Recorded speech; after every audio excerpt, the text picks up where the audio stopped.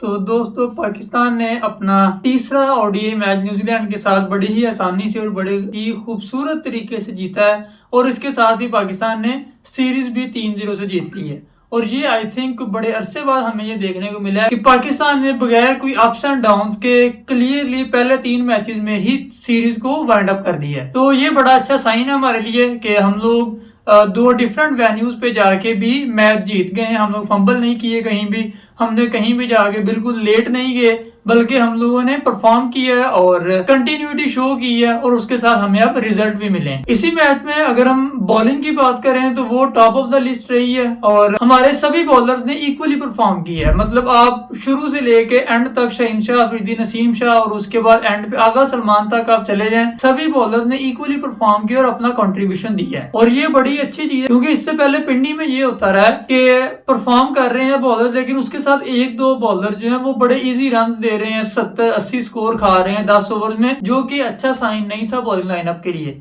लेकिन अब आके इस मैच में हमने ये देखा है कि सभी बॉलर्स ने इक्वली कंट्रीब्यूट किया, विकेट्स भी शेयर की हैं और उसके साथ साथ स्कोर को भी रोक के रखे और जिसका रिजल्ट ये निकला कि हमने 280 का टारगेट भी इजीली डिफेंड कर लिया। और जैसे कि पाकिस्तान की हिस्ट्री रही है और हमने कभी अपनी हिस्ट्री को चेंज नहीं किया, वहां से सीखा नहीं है। हमने हमेशा डेब्यूटेंट को हीरो बनाना ही बनाना है। हमारी डेब्यूटेंट को हीरो बनाने की ऐसी इंडस्ट्री है जो कि फ्लॉप ही नहीं हो रही। हमने कल भी वो मैकॉन्शी या मैकॉन की जो भी उसका नाम था, उस बंदे ने डेब्यू किया। सबसे पहले उसने बॉलिंग की है, उसने 10 ओवर्स करवाए हैं अपने और उन 10 ओवर्स में उसने सिर्फ 46 रन दिए हैं।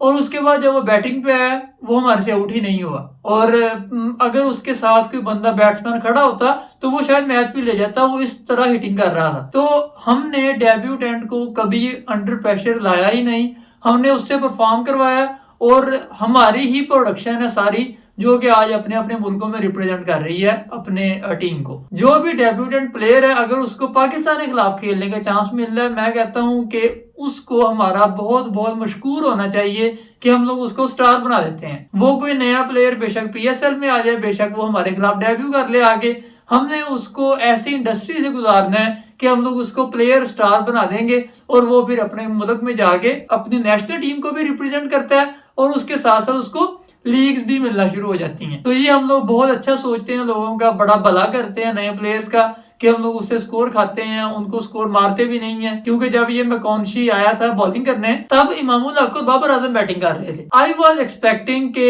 अगर इमामुल हक ने चार्ज ना किया तो बाबर जरूर करेगा कि नया बॉलर है, इस पे ही प्रेशर डालना है और इसको अंडर प्रेशर करके आप इजीली थोड़ा सा अपना स्कोरिंग रेट जो है वो इंक्रीज कर सकते हो। लेकिन हमने पहले उसकी आती पहले 1 ओवर में 4 डॉट खेलनी, फिर अगले ओवर में 4 डॉट खेलनी। मतलब ये कि बजाय इसके कि हम उसको अंडर प्रेशर लाते हैं, हम खुद प्रेशर ले रहे हैं कि नया प्लेयर है पता नहीं क्या कर देगा। मतलब ये हमारी साइकी है। 5वें बॉलर पे हमेशा दुनिया में प्रेशर डाला जाता है ताकि प्लान चेंज हो बॉलिंग के, लेकिन हम लोग अगली टीम का इतना अच्छा सोच रहे होते हैं कि बॉलिंग प्लान ही चेंज होने। और ये नसीम शाह का पता नहीं क्या चक्कर चल रहा है कि इसकी, मैं तो कहता हूँ मुझे लग रहा है इसकी ना कोई उर्वशी के साथ जरा रेस्ट नहीं हो रही, तो बेहतर है अगर नहीं हो रही, क्योंकि जो ये इन 3 मैचेस में इस बंदे ने परफॉर्म किया है इसकी यही फॉर्म हमें चाहिए वर्ल्ड कप तक। तो वर्ल्ड कप तक ये डिस्टेंस अगर बना रहे तो बहुत अच्छी चीज है। हमें जो इसकी परफॉर्मेंस है वो बड़ी अच्छी देखने को मिल रही है। आई डोंट नो आप लोगों ने ऑब्जर्व किया है कि नहीं, लेकिन जो नसीम शाह का हेयर स्टाइल होता था अब वो बिल्कुल नहीं है। जितना ये सीरियस रह रहा है मुझे लग रहा है कि ना कोई दाल में कोई काला है। और सबसे अच्छी चीज मैं बड़ा खुश हूँ इस चीज से वो ये कि हमारी फील्डिंग बहुत अच्छी रही है। हमने ऐसी टॉप क्लास की फील्डिंग की है कि पहले 2 रन आउट किए हैं और आखिरी फिर रन आउट किया है और ये रन आउट इनमें से 2 तो ऐसे थे जो कि डायरेक्ट हिट्स पे हुए हैं। ऐसी फील्डिंग पाकिस्तान में रह के पाकिस्तानी टीम की तरफ से आपको बहुत ही कम देखने को मिलती है, जहां पे डायरेक्ट हम लोग स्ट्राइक कर रहे हैं उस स्टंप्स को। लेकिन जहां सब कुछ स्मूथ जा रहा था वहां पे हमने एक कैच भी छोड़ दिया। मतलब ये कि जब हम लोग एक ट्रैक पे जा रहे होते हैं बड़ा स्मूथ होता है, कोई अप्स एंड डाउन नहीं आ रहे, तो हमें कुछ होने लग जाता है कि यार ये इतने स्मूथ चीजें क्यों जा रही हैं। ऐसे तो सारे कहेंगे हम बहुत अच्छा कर रहे हैं, तो हमने एंड पे जाके एक कैच ड्रॉप कर दिया। आई डोंट नो वो 40s की लाइन में ओवर जो थे उनमें था। और बैटिंग में अगर आप लोग ये देखेंगे हमारे जो पहले 5 बैट्समैन थे उन्होंने 100 का स्ट्राइक रेट ही क्रॉस नहीं किया। ये थोड़ी सी अलार्मिंग चीज है कि अगर आपके 5 टॉप के बैट्समैन वो बिलो 100 स्ट्राइक रेट से खेल रहे हैं तो इसका मतलब ये है कि उन्होंने कोई 2-2, 3-3, 4-4 ओवर पर बैट्समैन वेस्ट किए हैं। और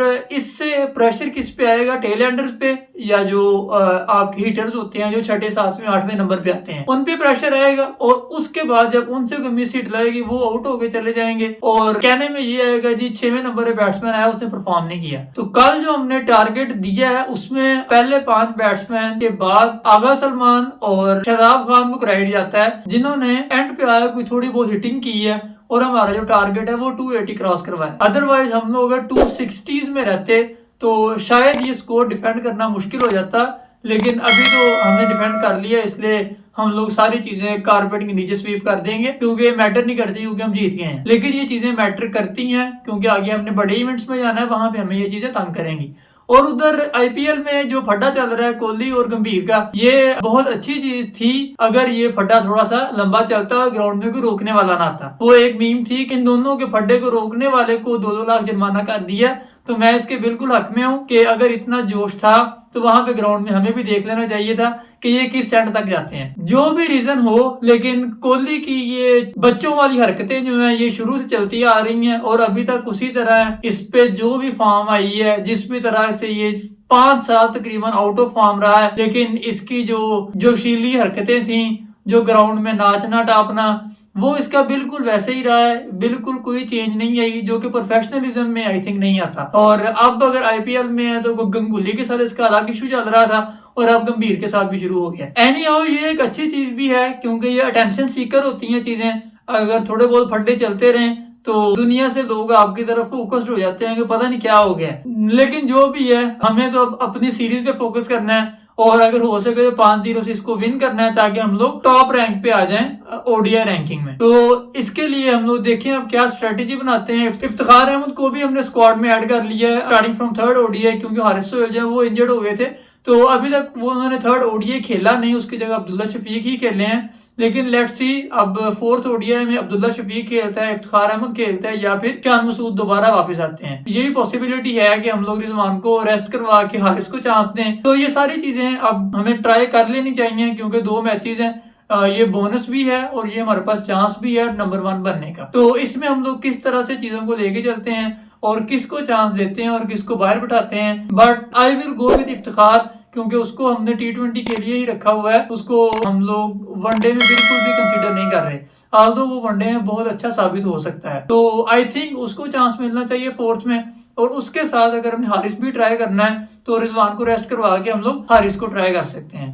तो अब तक के लिए इतना ही, अगली वीडियो में दोबारा मुलाकात होगी, तब तक के लिए अपना ख्याल रखिए। अल्लाह हाफिज।